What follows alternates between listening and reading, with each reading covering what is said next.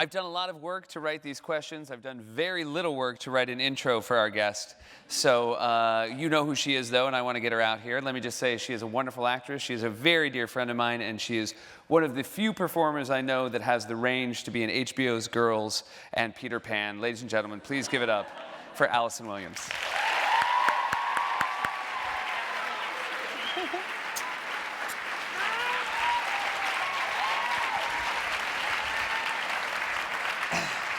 It's so lovely to see you. I'm so happy to see you. Welcome to the 92nd Street Y. Thank you for having me. Do you live here? No, but this is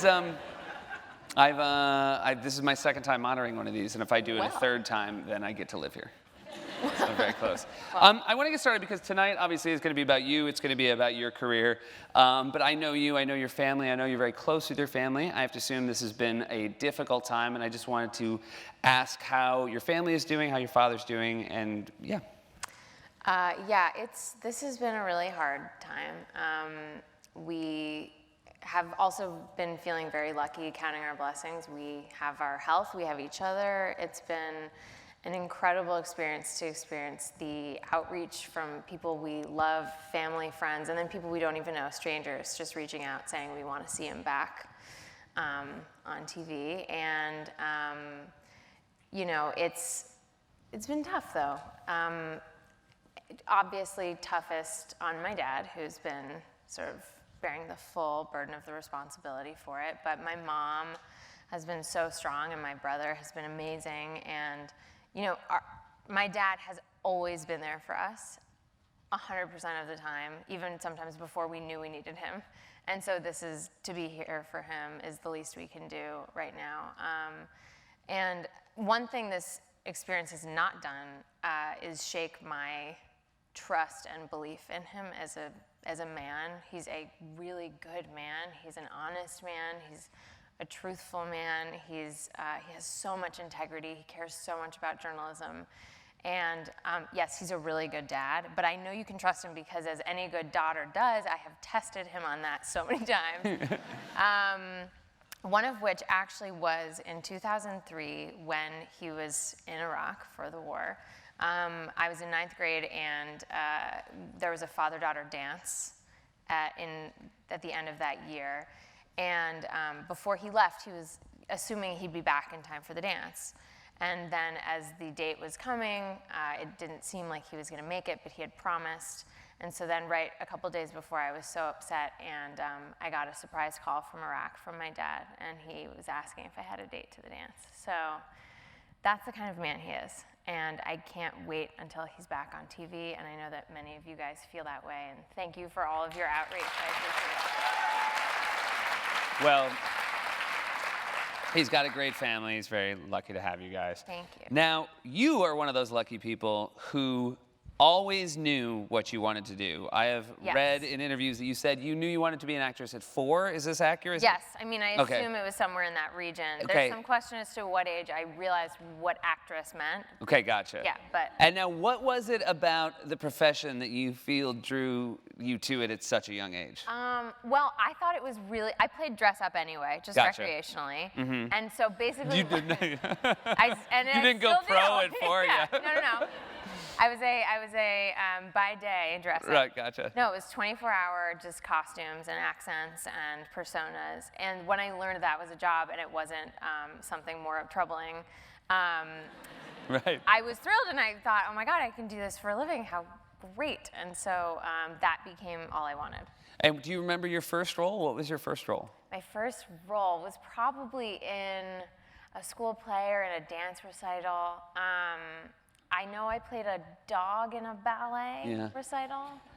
Gotcha. I didn't love ballet though because I don't know if you know this, but in dance classes the lines switch. So there's a front line that eventually becomes like the back line and works its way up. And I just kind of wanted to stay in the front line. Yeah. But that was really frowned upon in a class of a bunch of like 4-year-old girls who were obsessed. Also, you might not have been naturally gifted as a dancer if they were casting you as the dog. And then you just sort of scamper.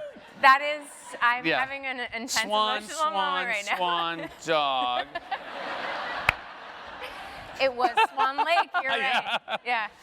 I should say my first was, That's a really good point. I was Wilbur in Charlotte's Web. That was my first one. So Well, just you're so you bragging about I it. know, no, I'm just saying, there's something below dog, which is pig, and that's. Yeah, but that's one of the main parts. In middle school, I played the cat in Honk the musical, which is the story of the Ugly Duckling, and the cat is like the villain in the main part. So Gotcha. you can't go by animal and part That's size. true. That's true. Although That's true. tree, almost always. Yeah. Tree. Not a good There's part. no good great tree plays. There's one in Pocahontas. Right. But Yeah. I don't think that's been adapted. And then was this, so when you were middle school and then through high school, was this always your main focus? Yeah, and that is still unusual. All of my friends are still, with few exceptions, are still sort of figuring out what they want to do, what they enjoy. They've done now a couple of jobs. A lot of them are on their third after college job, and they're just sort of testing things out, saying, do I want to be in this line of work? And even when I was so little, this is all I wanted to do. And something I really needed to learn and didn't really learn until like high school was to shut up about that, because Right. it's not a sympathetic thing when you're around a group of people who are just trying to live and just be present, which is actually much better, and you're just talking to them about your ambitions to become like an older actress. Like I wanted to be like a seasoned actress when I was 10, which is Right. weird. But so that was a struggle, because when you do know what you want to do, it's hard not to just focus only on that. But luckily, a lot of people were telling me to focus on many other things. I can't imagine, though, that you were a bad student across the other disciplines. I wasn't a bad student, but I am a big procrastinator. Gotcha. And that's not great. I think that does mean I'm a bad student, technically. But I worked really hard, and I liked doing well, and I really liked learning, as cool as that sounds. Yep. But yeah, so that school was, I liked school. I liked that part of school. Right. But unfortunately, your grades weren't good enough, so you had to go to Yale. Did you study drama at Yale? I did plays. I studied English. Okay, gotcha. I started taking theater classes. Got it. And the first year of theater studies, I don't know, how much of that did you do at Northwestern? Very little. At Northwestern, the theater people were so good, and the same thing you were talking about, they so knew what they wanted to do. It was you couldn't just sort of be an interloper in that world. Okay, well, I could not compete with the Yale theater kids. They Right. were like full professionals. I feel like they had all won Tonys. Like they Right. were so intimidatingly talented. And so I show up, I think I'm really good at acting, and all of these like real actors that are also 18 Right. are like walking around. They're quitting smoking. I've never like seen someone I know with a cigarette. They're Yeah. like, it's I'm down to a pack a day. It's fine. They're 18. I was like, oh my God, you're all grown-ups. It's crazy. I also But- remember the theater kids at Northwestern were stronger than the athletes at my high school. Oh. Just like sinewy, jockish, Yes, like but just like crazy. dehydrated, so it's Yeah, veiny. yeah. And it's not for any use. It's not like they're doing manual labor. They're just on stage nude all the time. 'Cause that's Right. all college plays do. Right. It's like, we're doing Equus for the 3rd time this semester. Or it's like not ones that don't call for it. We're gonna do nude Hamlet. Nude Music Man. Yeah. Exactly. But yeah, so when I got there, I really realized like the theater studies classes I took, while amazing, consisted largely of like people lying on the ground and being an animal or talking about their feelings or writing in journals. And I just I couldn't really make the connection between that intellectually and acting. So I decided to learn about other things intellectually and just do plays and be in an improv group. The improv group, because that in the end was what I found that I loved and it felt like a safe place to perform. Yeah, me too. How many years did you do improv at? All 4. Okay. I auditioned for it my freshman year after I did not get into the main stage musical. See above, where I talk about the really talented Yeah. Tony Award-winning freshman. And so I went to an improv show with my friend because he wanted to cheer me up, and I was just blown away because the group does music and long form and short form. So they improvised a musical, and I just was like, they must have had a script beforehand. It just seemed completely impossible to me that they could be making this up. And yet they were, and so I just auditioned because I had dumb confidence, and crazily enough got in with 2 other kids from my grade and was in that group for the rest of my college experience. And it was incredible. It was such a good time.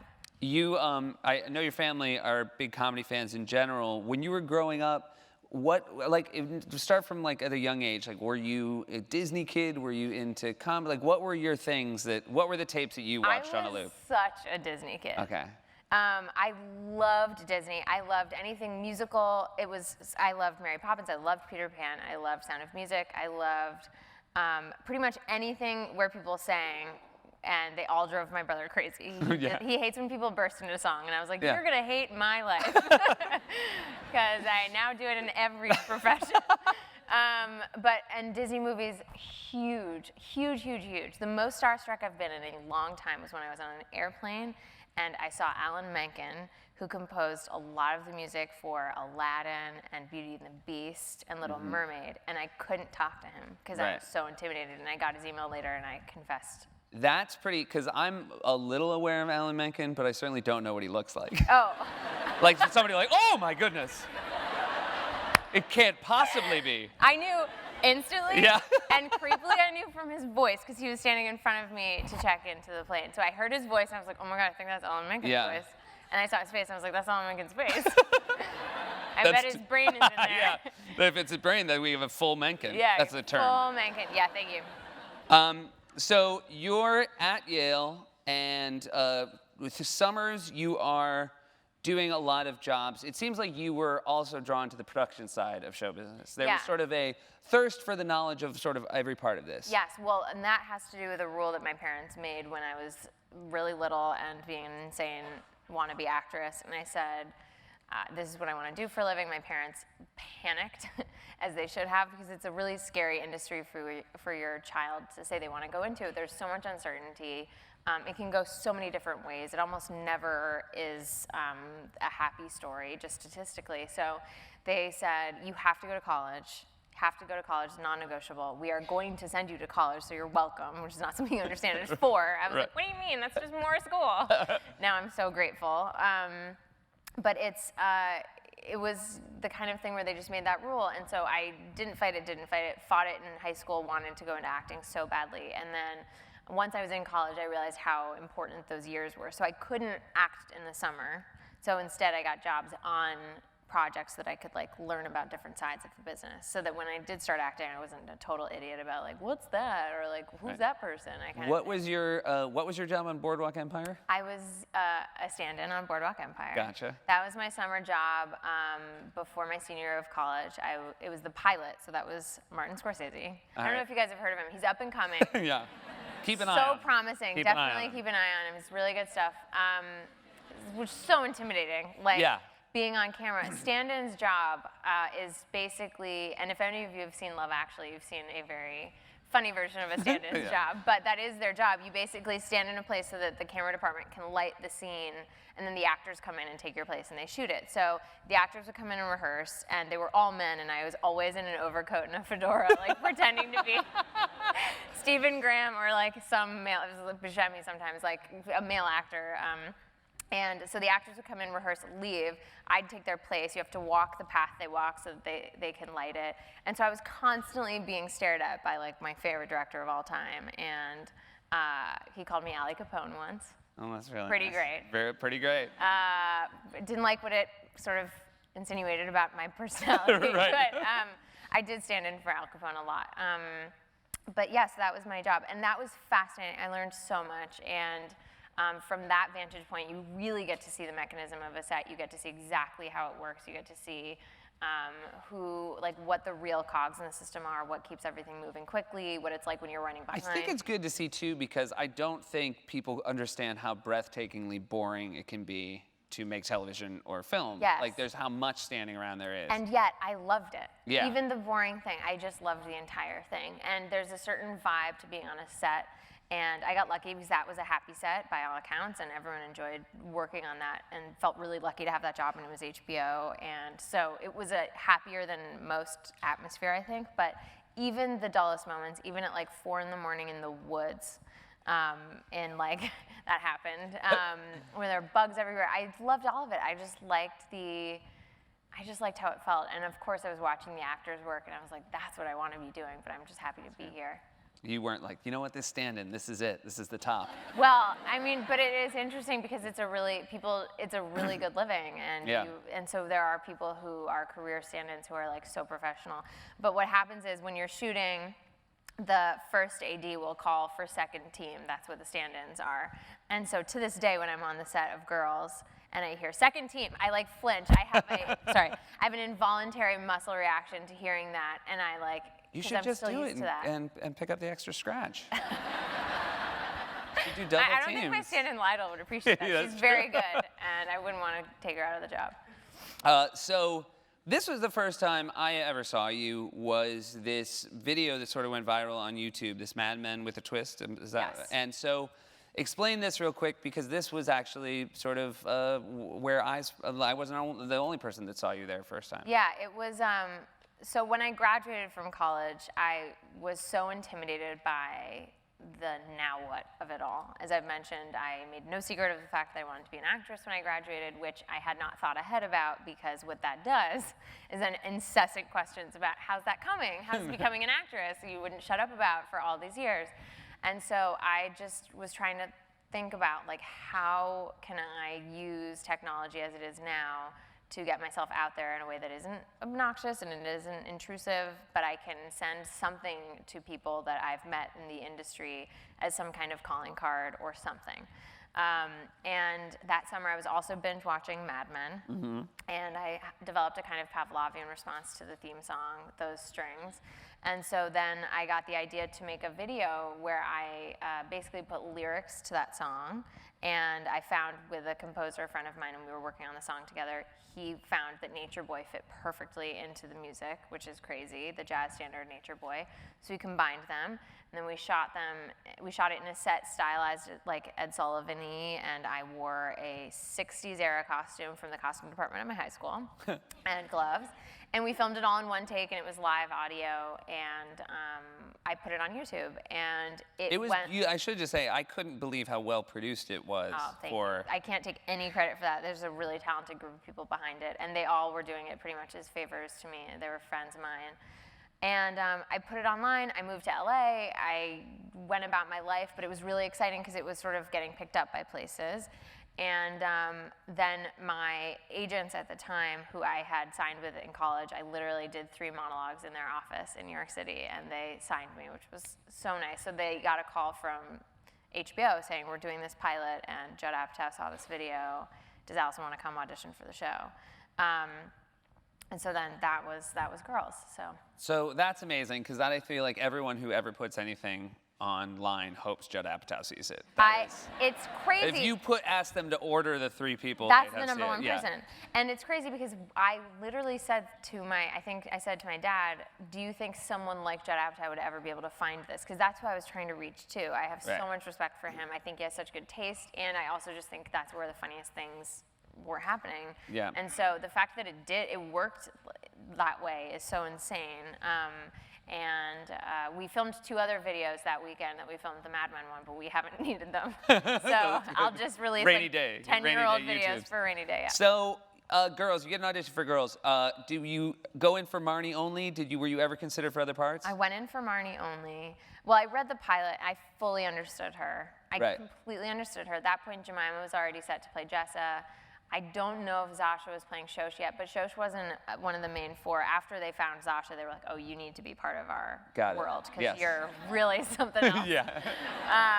That would be, not having Zasha would be like having a drum set without a cymbal. Totally. Because what you need, like, she's such a different sound. Totally. She's the cymbal. I think I'm a shaker. Yeah. But yeah, so the only remaining role was Marnie, and I read the script. I completely identified with her. I felt like someone had been spying on me. Yeah. I dressed in an outfit that I felt was like someone who is not inherently hip trying to appear hip, which is kind of the story of my life. And everyone else, I got to the audition, everyone else was in like business wear, because their interpretation of Marnie was like business person. Right. But, so I instantly felt bad, and everyone was pre-crying in the audition room, because the scene started with Charlie. It was a scene that wasn't even real. I guess it was in the pilot before Lena rewrote it. but it was a scene where Charlie was just leaving the apartment and Hannah and Marnie are talking about, it's sort of the scene that happened with the cupcake in the bathtub at the end of the day, but it was sort of like a conversation about Charlie, and all these other Marnies were pre-crying because they thought she was upset about Charlie, but I know she hates Charlie. Right. And so I'm not sad. Right. I mean, she hates and loves Charlie, but Right. like I just understood that about her because he's so nice. So like you hate that.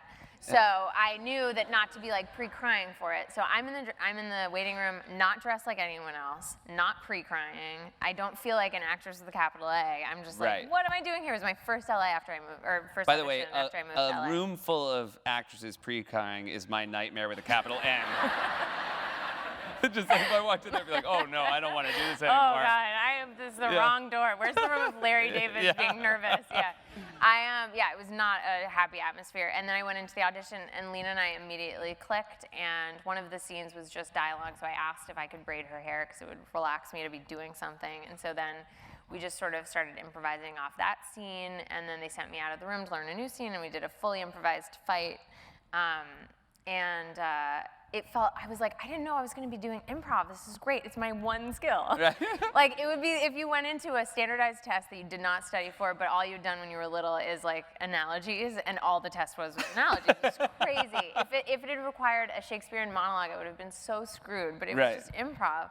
And were you familiar with Lena's work at all? Did you see? I'd seen Tiny Furniture, Right, and I okay. just thought this is such a game changer. First of all, it was so intimate and it was so real, obviously, and it was so intelligent, but it was also just profound and really effective and economical. I mean, I can't believe the budget she was working with, and I can't believe what came from it. So I watched that and read the pilot and just became determined, but I didn't think I had a shot. I mean, these were actresses with capital A's. These were real adult actresses. So I left the audition feeling really good. I called home and I said, I didn't throw up or cry, and that's a win. Yeah. I pre-threw up. I pre-threw up, pre-cried. Yeah. Pre-cried before the audition where yeah. I should have been pre-crying in the room.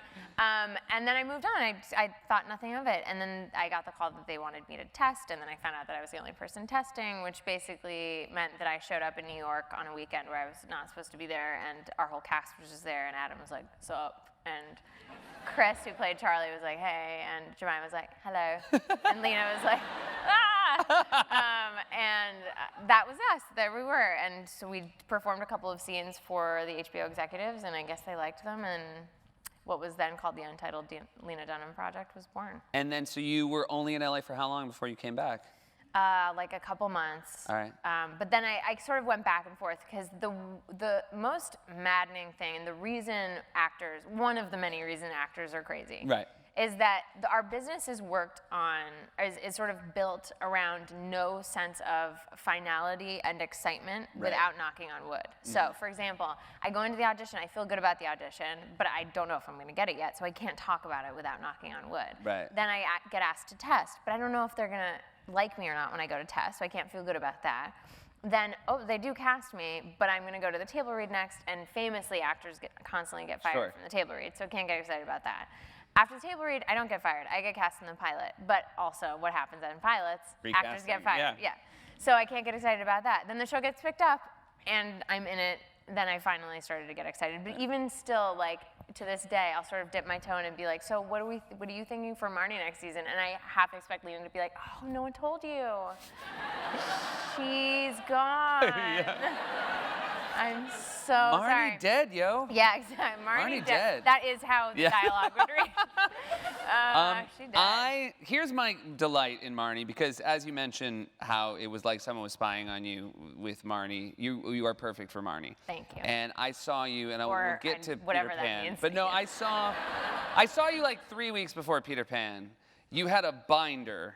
It was more than just the script. You had like a color-coded binder for Peter Pan, and I was thinking as I was watching you, this is the most Marnie shit I've ever seen. The most Marnie shit.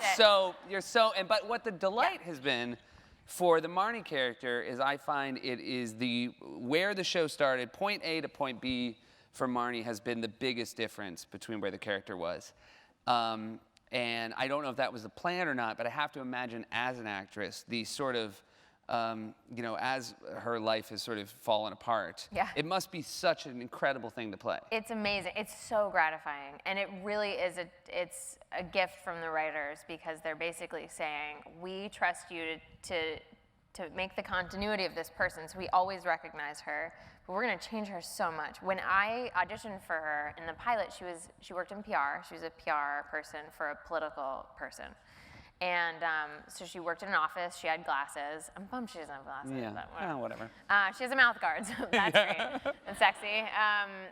But so she was like a very corporate kind of thing, and then they switched it for the series. We cut the scenes in the pilot that she was in a PR office because they thought art gallery was more interesting.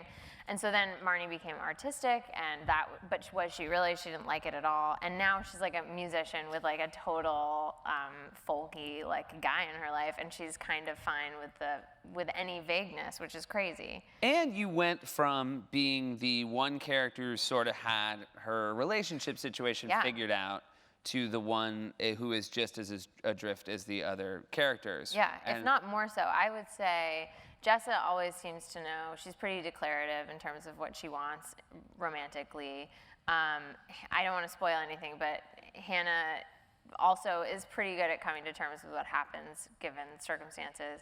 Shosh is pretty clear about what she wants and who Ray is to her, and she says it. So, and Marnie is like just completely a total mess. But that's the fun of it, is because the person that I encountered who was a PR executive is now singing at jazz brunches, and so I just hope that other than the way we look, like that her soul, and that is a big testament to the writers also, is like they write her so perfectly, and we've developed little traditions over time. Like anytime anyone compliments Marnie, it could be in the middle of like the meanest string of things in the world, but if they say you're beautiful, she says thank you.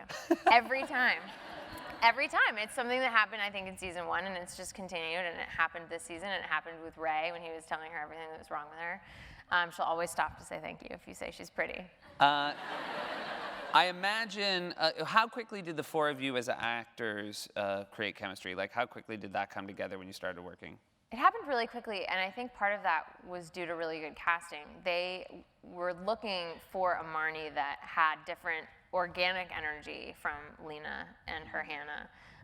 And so they found a lot of people that were good at affecting that, but they knew the show wanted to be so natural that they wanted someone who just genuinely sort of approached the day differently. And there are so many different ways to say this. This is the one that just came to mind, so forgive me, it's a little crude. But if you took a picture of my underwear drawer and you took a picture of Lena's, you would understand the difference between the two of us. Mine is separated by genre of underwear, and it is color-coded, and I'm proud of it. And Lena's, I imagine, is like puppy prints and like... Sure. Yeah. Yeah. And it's is like eclectic and great. someone dumped underwear from an airplane and caught it in a drawer. Yeah, I mean, but there are so many ways, or binders, or like just things like that. And so that very natural difference between us was what they were looking for. And so I think they saw something in like the contrived way that I was dressed and just my sort of nervous energy when I walked into the audition. They were like, that's who we need, someone who's type A but hates it. And so that's me. So I was the girl for the job. Girls came around at a perfect time for me because you know my wife, and we watch it together. Yes, and it you was guys great. have been the most loyal. We're very loyal watchers, but it was good for me because before Girls came along, I thought of my wife and her 3 best friends. You are fucking crazy. Yes. And you shouldn't be friends because you hate each other, and I don't understand. Yeah. And then I watched Girls, and she went, see? They kind of love each other. Yeah. See, exactly. it's a show. It's a TV show. Yeah. And I imagine, are you approached all the time by women who find it really hits home with them? Totally. And that's the best compliment, because not only do we get the I'm a Marnie, I'm a Hannah, which is a sort of something you aspire to. But we also find that the dynamics are what's so relatable. And so that thing that you're talking about, where they kind of hate each other, but they can't live without each other, is something that I think we can all relate to in some way, in some relationship. And that's kind of the crux of our show. And yet, I also cling to the moments of kindness where the characters are kind to each other, because I think that More often than not, in friendships, people are pretty careless and they're dealing with their own stuff. They're not picking their words carefully and they're not thinking through someone else's dilemmas as carefully as they're thinking about their own. And so every once in a while in our show, a character will stop to pay really close attention to one of the other characters' issues, and it's a really sweet moment.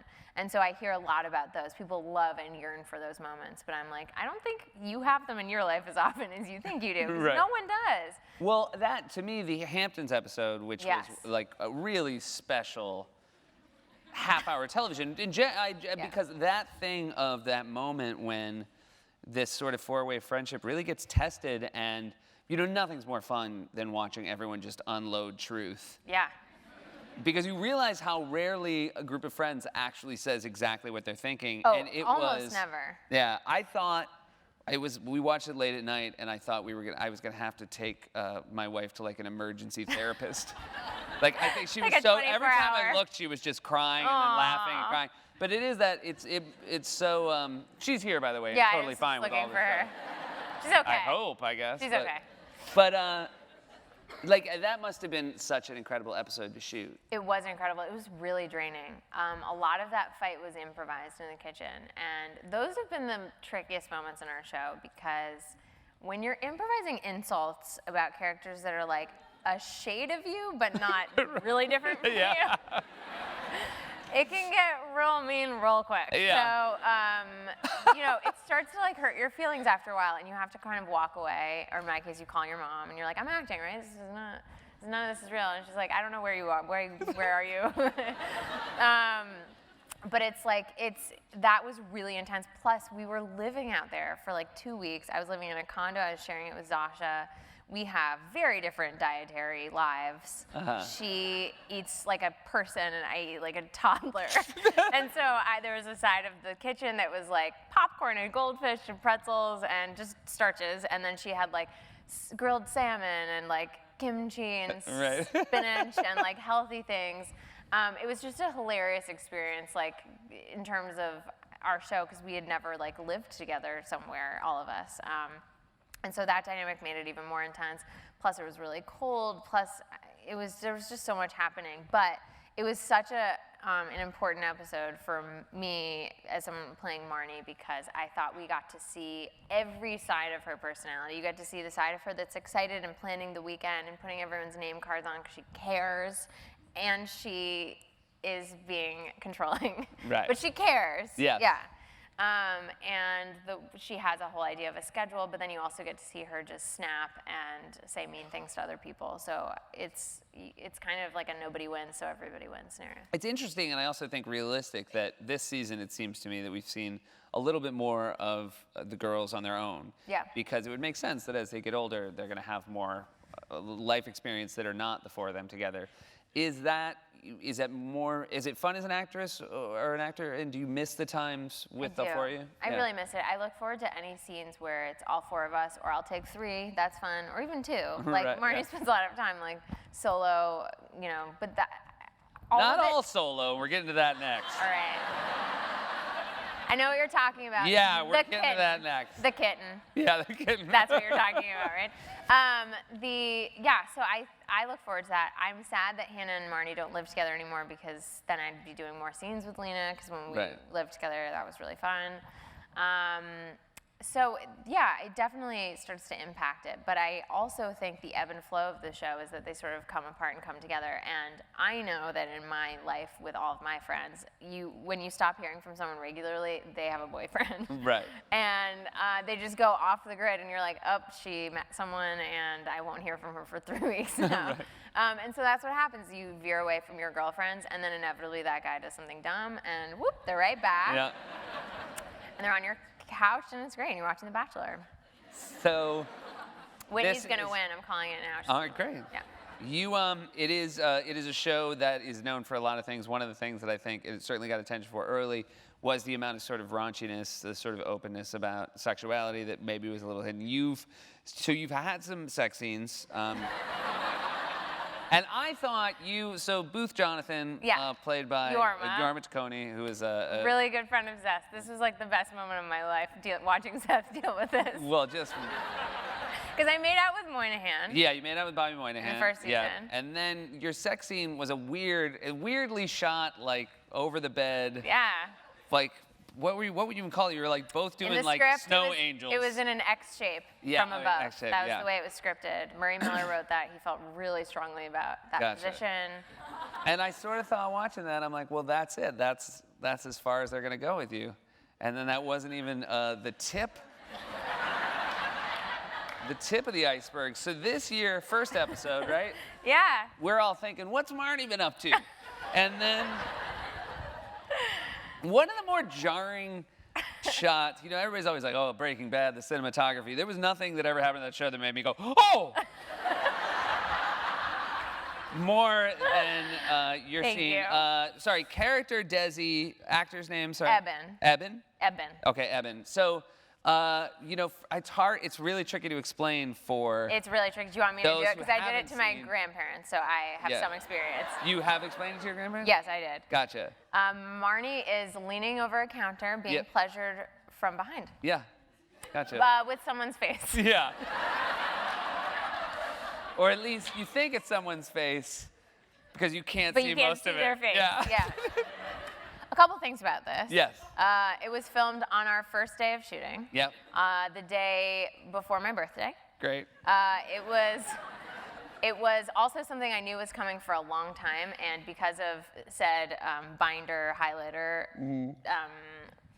whatever habits from school, I got right into designing the apparatus. Right. Now, I have done, as you mentioned, many, many sex scenes of all different kinds, kind of a catalog that I'm working on. I'm pretty proud of it. Each one calls for a different undercarriage protector. So sometimes you're undercover, so you don't need anything, and we're all wearing sweatpants under the bed. Right. And sorry, the secret's out. So that's the best case scenario, is like all you see is above the covers, or you're under the covers, and all you see is like the tops of your shoulders, so you can be wearing like a bandeau and like sweatpants, and everything's great. Worst case scenario, that. Yeah. So that was, I had a shirt on, but then it was a fitting for like length of shirt based on comfortableness in that situation, because I needed something to feel comfortable about. Sure. Right. So then it was about making sure what his face was going into felt humane, and I couldn't feel the more fine movements that he was making, because I knew that would freak me out. Right, of course. So I'm gonna get pretty detailed. Yeah. Do you wanna know what I... Okay, I'm like a serious no, I'm kidding. I took 2 very thick menstrual pads, not for any reason of menstruation, but just because they were the thickest thing I could think of. Sure, of course. Small, you know. Yeah. So I took those 2. To be fair, I asked. Yeah. Yeah, okay. So I took those 2, put them, and then put them where they go. And then I used, but kind of like up the back, sort of. Yeah, so then I used these thongs that they make. They're incredible. They don't have sides to them, so they stick just in the front and the back. And so I used those going in opposite directions, 2 of them, just making sure I was covered. Gotcha. And then we took a pair of seamless Calvin Klein granny panties, and we adhered it to my skin and then cut it away until you couldn't see it anymore from the camera. Gotcha. And so, that I was covered. I really could not feel anything. I did not know that I was rippling in kind of an incredible desert-like way. Right. I was shocked too when I saw it the first time, because I didn't know what it was gonna look like, but it felt so much more comfortable than that, if that's believable, which I'm sure it isn't. I would have just gone to the dentist, shot up both cheeks with Novocaine, and just said, go to work. That is one approach. Yeah. I think you would have very quickly learned, like, oh, I wish I had some barrier. Yeah. Now, you've patented this, yes? This apparatus? I was going to, but then I thought, how applicable is this? That's true. Imagine me going to Shark Tank being like, do I have the product for you? Mark Cuban, are you interested? I'm just saying. I just want to watch late night TV and just all of a sudden say, hi, I'm Allison Williams of Girls. You know that thing of when... Yeah. You know that moment when... You know that moment when... And then, you know, I read this in New York Magazine, and it was so great because, of course, the wonderful thing about this was that because it was in the season premiere, they showed it at the premiere party. Yeah, it's the wonderful thing about it. So you were not only sitting in a theater like this full of people, but as people do at premieres, you were sitting with your fiance, with your parents. Yeah, with a lot of my friends. And how did they handle? I mean, I'm assuming you you gave them some warning. Oh yeah, I gave them warning. I showed my mom. After I showed my mom, I asked if we should show it to my dad. She said, "Nah, I'll describe it to him." I prepared them all. I told them what it was, and I just said, my goal is for it to be funny. I want the audience to laugh because my nightmare would be just deafening silence. And luckily, people. So I was like, you might help with the laughter. That could be one thing you do for me in this time of need. And people did laugh. They didn't have to like lead. People laughed because they couldn't believe what they were looking at. I will always remember though what happened afterwards, which is I'm sitting in my chair. I'm sitting on the aisle. A couple seats in front of me, also on the aisle, was Kathy Griffin, and she just turned to me and goes.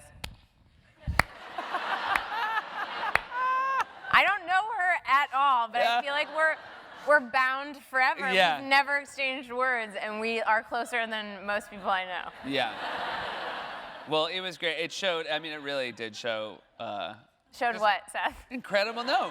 It was incredible bravery. It was such Thank a great, you. it was, it was a fearless performance, and it really was. It was super funny. It made me laugh so hard. I'm so happy to hear that. Thank you. Made me Well, laugh if I may, and not many people focused on the dialogue of that scene, but the dialogue That was absolutely great. brilliant. It's brilliant. I completely agree.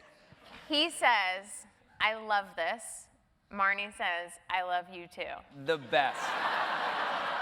So Because that is more, that is more heartbreaking than anything else we've seen. And it tells you what you need to know.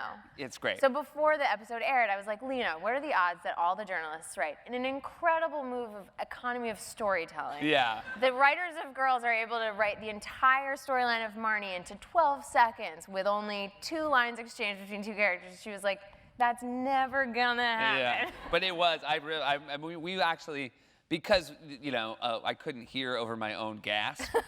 We actually went back because I went, wait, did she just say I love you too? Yeah. Because he definitely said I love this, which great. Thank you. Different tonally certainly would be Peter Pan. Now, yes, and that scene was shot when I was doing Peter Pan and doing press for it. I was like, oh, this scene's gonna air, and I will be Peter Pan. How did this come about? Did you audition for Peter Pan? No, Okay. When they announced they were doing Peter Pan, I immediately emailed my agents and I was like, how do I do this? How do I just get this done? And they were like, they literally just announced it. They haven't written it. They don't know anything about it. You're too early, as always. But I kept badgering them and, or corresponding with them, Sure. as I like to put it, but Right. definitely annoying them. And then I kind of forgot about it for a little while, and I was auditioning for a movie that I think has since fallen apart that used the music of the Beach Boys and was a story set in the 70s. And so I was sending in all these tapes of me singing Beach Boys music to a bunch of people. I didn't know who was watching the auditions at the end of the day, but 2 of the producers of the movie were Neil Marin and Craig Zaden. And they were watching audition after audition, and they were thinking, she's probably not right for this, and I don't know if the movie's gonna go, but if it doesn't go, she can maybe be Peter Pan. So the idea kind of originated with them. They pitched it to everybody they needed to pitch it to. I still don't know anything about this. And then I heard from my lawyer actually that she was in the process of hearing from the people who own the rights to Peter Pan that I'm gonna be given the offer. And it just came out of nowhere. And you have to understand, I watched it every day growing up. I watched the Mary Martin version for a long time, every single day. I thought I lived in Neverland. There's nothing that speaks to me more, there's nothing I think about more than the themes of not growing up and staying a kid and staying innocent in Peter Pan. And so the idea of playing this character was like an absolute no-brainer. And yeah, on live television, fine. Christopher Walken, yes, please. Right. But, you know, I just didn't have to think about it for any time whatsoever. And then it became, again, the knocking on wood thing of like, it could be ruined at any second, and I couldn't tell anybody, and I didn't want anyone to ruin it. then finally, when it was official, I was able to have my unbridled excitement, and I did, and it was a really exciting moment. You, obviously, there's no other way to do it, but you took that rehearsal process incredibly seriously. You moved out. You basically, like, got a place in Long Island City. Is that where you guys did it? Well, kind of. It was the first month I trained just by myself in what I call montage life. Okay. Which in a movie it would be like a montage. It would be like learning how to fly, like doing like exercises, doing accent work, like never mind. But basically, trying on dresses. Yeah. Your friend going, no. Yeah, exactly. No, and then, no. oh. Oh, yeah. Exactly. You get it. Yeah.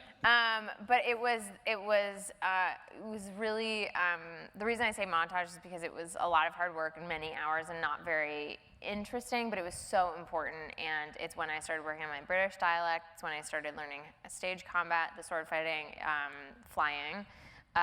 Started singing, getting into that register of Peter Pan, and all of that. And so that was a month by myself. Then we rehearsed in the city for a month in a rehearsal stage with all of the incredible cast members that we had, and that was amazing. And then we ran it like 4 times in the rehearsal space, and then we were off to Grumman Studios.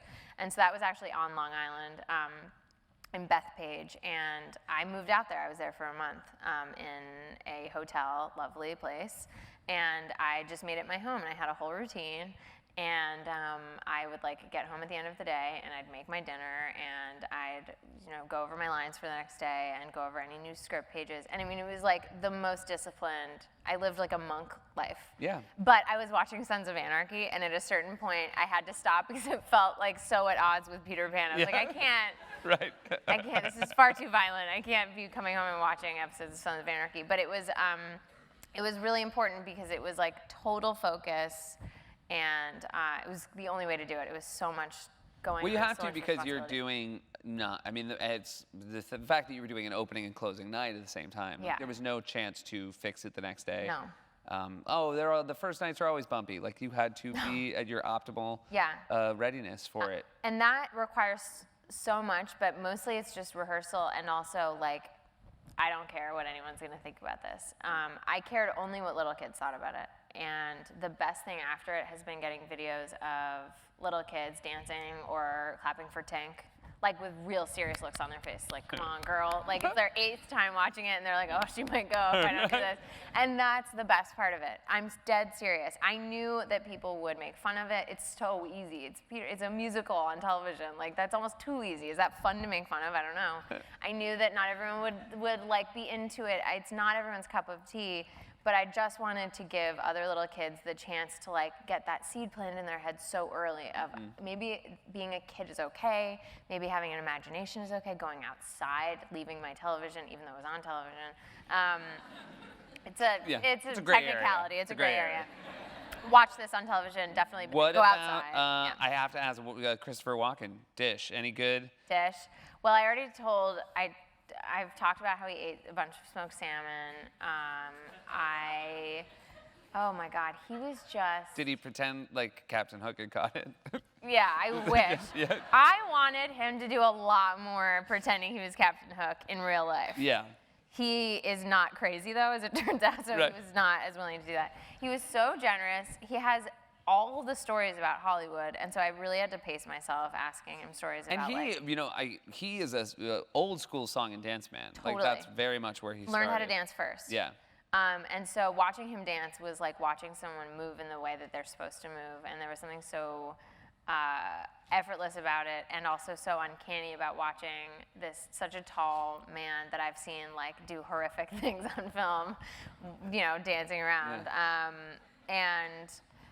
He's so talented.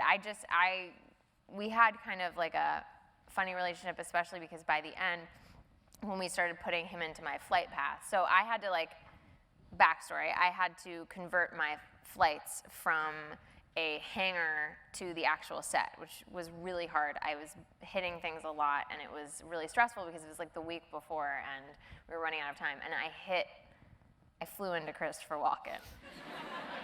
And that was like the scariest moment of my life. I was like, a national treasure, no, an international treasure, and I hit him against this rock, and he was totally fine, and he was really more concerned about if I was okay, and I was like, screw me. I mean, you are deer hunter, come on. Right. I mean, you have to be okay.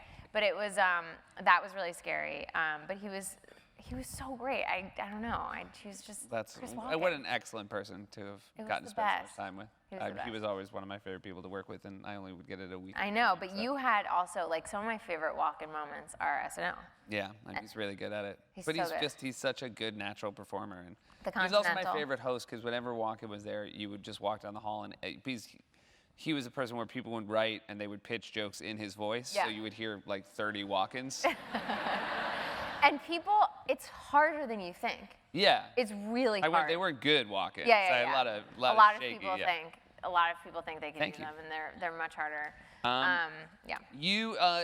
So you haven't. You talked about being up for a movie. Movie roles. You haven't done one yet. I find it hard to believe you haven't been offered them. Are you being offered roles that aren't interesting to you? Yeah. And then there's some that I love and I don't get. And there are movies that this happens all the time. You're getting calls saying, like, you're really close, the producers love you for this, and then it just falls apart. Something happens, the financing drops out, one of the leads drops out. The movie business is really complicated. First, I am sick of hearing all the time, which I hear, we have to cast the male leads first, and then we're gonna cast all the female characters. It drives me crazy, and it happens all the time. And it's just a business that needs to catch up with itself because women are so bankable, and we've proven that. I mean, Frozen, Brave, like we make Hunger Games, we make bank. Yeah. It's so crazy. But anyway, I look for scripts that tell stories about women that I feel like I know or I want to know, not because I like them, and that feel complicated and like important stories. But I think that so often now, the way movies are structured, when you only have so much time, they're like, we kind of like our women simple in a movie, which is why so many good actresses are moving to television, because you get like many hours and you get to be as complicated as you want. And we get to know Carrie Mathison of Homeland over many seasons, and so we know her. Trying to understand her in a movie would be so hard. Right. I know she shouldn't work for the CIA anymore. Well, she's good at her job. Is she? No one on that show is good at their job. There's something shady going on over there. I'm gonna go check it out alone. See you guys later. Yeah, hey, I got kidnapped. Enough. All right, you do it. Enough. I don't want it. You try it. Yeah. I have some questions from our wonderful audience here, so I'm gonna ask you some of them. Great. If that's all right. Someone wrote, would you ever consider doing Broadway? Is that something you'd like to do? I would love to do Broadway. That would be so fun. It's a matter of finding the right time and the right thing. Girls kind of takes up two separate chunks of the year, so it'd be figuring out how to fit it in. I would love, are you kidding? I would love that. This one, there's a couple hearts here.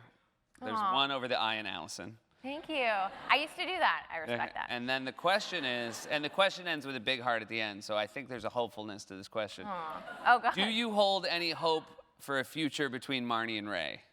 Oh, interesting. Interesting. Marnie and Ray, not one that I would feel like people would be sitting at home going, will they, won't they?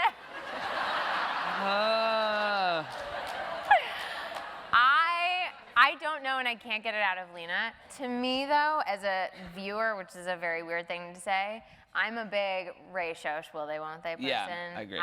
I'm going long game Ray and Shoshana. They just feel so made for each other. But I really like what a good influence he is on Marnie. He's always been really supportive of her, especially with her music.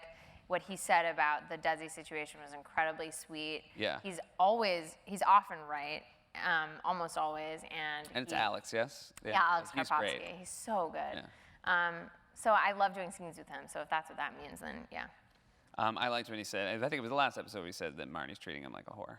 Yeah. Which is just, Alex gave a really nice read on that. He did. Ray doesn't seem like a person who's often treated like a whore. No. He's such a fan. It's so great. Yeah. Allison, watching Girls, who is your favorite character? Also a parenthetical, yay, love you. So that was thank awesome. you. I love you too. If you say yay as much as I do. Yeah. Yeah, I definitely love you. My favorite character in Girls, God, there's so many. I'm a big Laird fan. Laird is Hannah's weird neighbor, who is husband-to-be. Yeah. He is makes me played by laugh. John Glazer, Yes. who is one of the greatest improvisers Of all time. of all time. It's so intimidating. Yeah. I did like one scene with him and I couldn't talk, and it worked. He is so good. I'm a big Laird fan. God, I'm biased, obviously, but Rita Wilson playing my mom is Great. so good. Her performance is so subtle and it's so cringy, and it explains so much about what Marnie is. You mentioned that great writing at the top of that scene in the premiere, that two-line exchange. One of the greatest props I've ever seen on Girls, the most informative, everything you need to know about a character in a prop, was the fact that Marnie's mom had like steel knuckles on her phone, her iPhone. That was my idea. It's great. If I may take credit for that. That is such a. Thank you. I would be so embarrassed if my the mom worst. had That something was my like thought that. process. Yeah. So she said, I want to have a bunch of stuff in my purse. So I was like, okay, what would be the most mortifying things for my mom to have in her purse? And an e-cig, which passes really quickly. Yeah. If you don't, you might miss it, but it's in the episode. She pulls out an e-cig and she's like trying to figure out what it would be. And the brass knuckled cell phone case, I was like, oh God, that would be. Oh, that is a lady who does not want to accept her age. No, Yeah. or anything, yeah. What past movie role do you wish you played? Man, there are so many. Are there been any good roles for women recently that you? Yeah, there are a ton. I mean, that's the thing, is there are really good roles a lot of the time, and there's just not enough of them for all of the talented actresses around. I've trained myself so deeply not to think this way, in terms of like wanting a role that someone else got, because often they get it for the right reason, and I've kind of resigned myself to that. But a movie I wish was being made that I don't think is being made anymore is there was a movie about Carole King, Carly Simon, and Joni Mitchell. What? I worked for the casting agency that was casting that. Oh, really? So you saw like mad videos of me singing Carly Simon songs. Got it. Hi.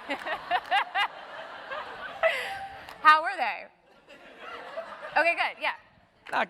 Not get the part good. Yeah, but, no, you know. but the movie, I killed the movie, I think. Oh, good.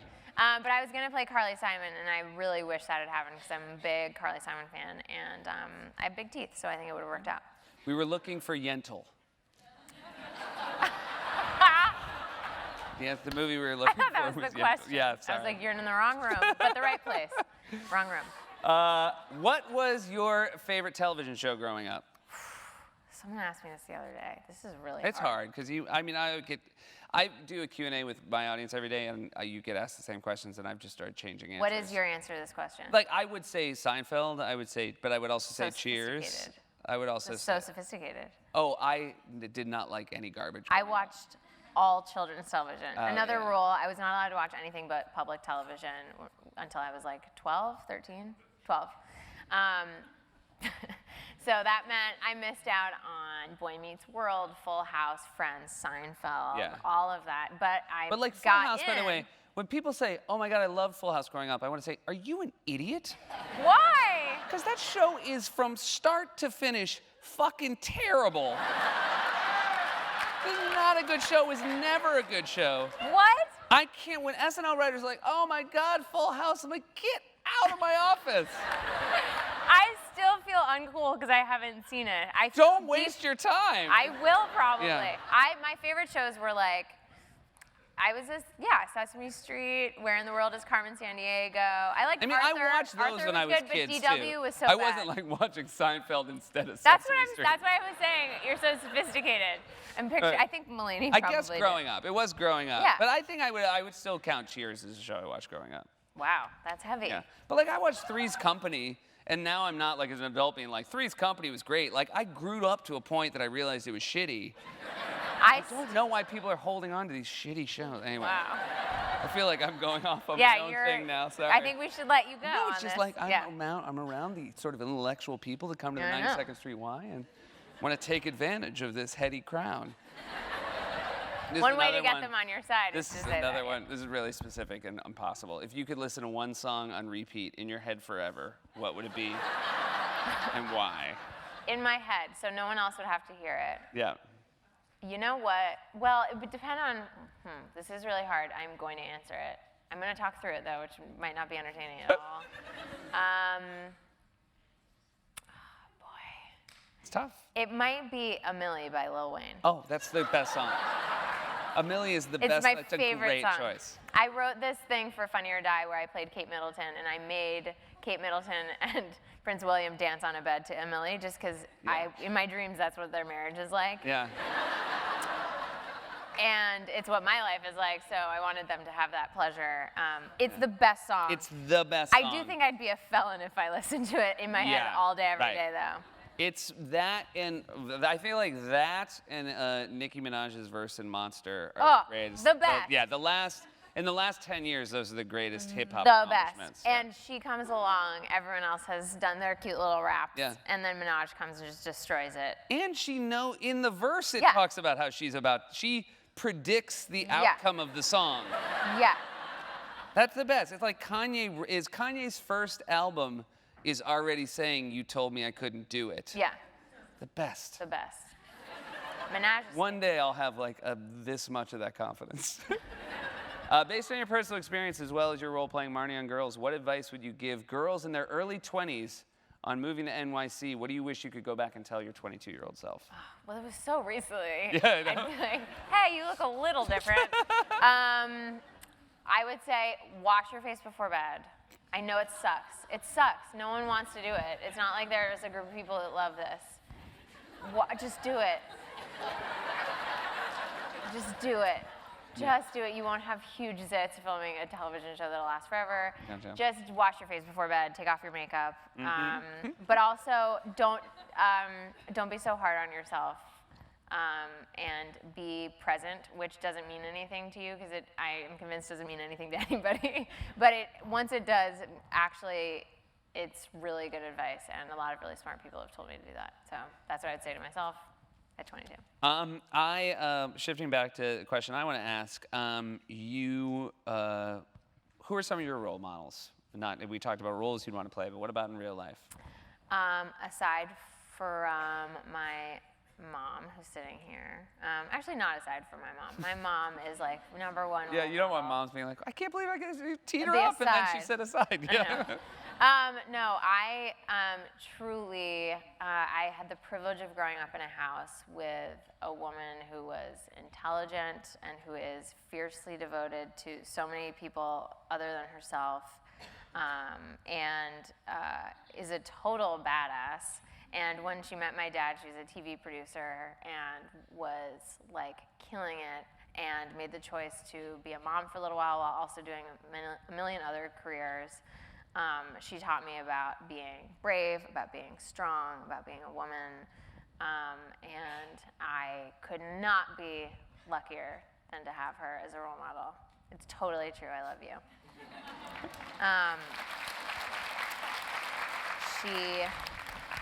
She's pretty incredible. And we currently have a co-role model because she's listening to, per my suggestion, DVF's, Diane von Furstenberg's latest book. We have DVF in common. Yes. Listen to her book. You can read it, but listening to it, you get to hear her voice, which is so important because the way she says things is absolutely crucial. The only thing she says to me every time I see her is, have a baby, make a baby. When is baby? You have a baby and nothing changes. Yes. She keeps telling me that. I'm like, everybody tells me everything changes. Yeah, everything's different. She has been telling me to have a baby since before it would have even almost been appropriate for me to have a baby. She's like, get married pregnant. So chic. Just do it. Have a baby. It's so chic. Have a baby at the wedding. Now I'm doing Ariana accidentally, but it's very similar. But anyway, make a baby. DVF is unbelievable, and she says something all the time that is really true, but it takes a long time to sort of like. It took a long time for me to wrap my head around. She says love is life all the time, and she signs her Instagrams that way. And she signs her emails that way. And there's a chapter in her book where she says, love is life, is love, is life. She goes on for a really long time. But it's That's why her editor said, we needed it to be a little longer. And she's like, I know how to pad it. And it's absolutely true. And everything she tells me either happens or I believe is going to happen. She's like an oracle. She's unbelievable, and she's so strong and smart and has worked her butt off to get to where she is. And No, so she's another incredibly really good role model. inspirational, and really what I always take away from her is someone who can be sort of a successful icon, and still the thing you remember most about them is their core kindness. Yes, absolutely. I don't want to spend much time on this, but you are engaged, and I was someone who was once engaged, and you might not know this, but you then get married. Oh, That's what interesting. happened. Yeah. I was present at your marriage. You were present at my marriage, yeah.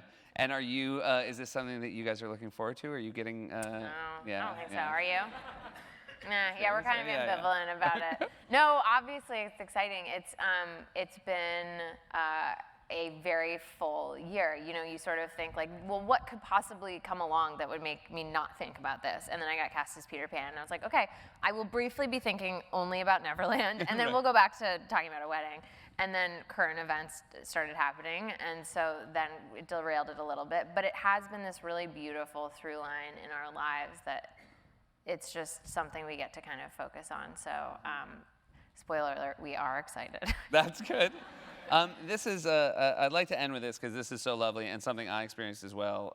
Being at my wedding, you heard the speeches, and you know, I have the one sibling and the two parents as well, and we are an incredibly close group. And you, I read Core 4, is that what you guys referred to yourself as? Yeah.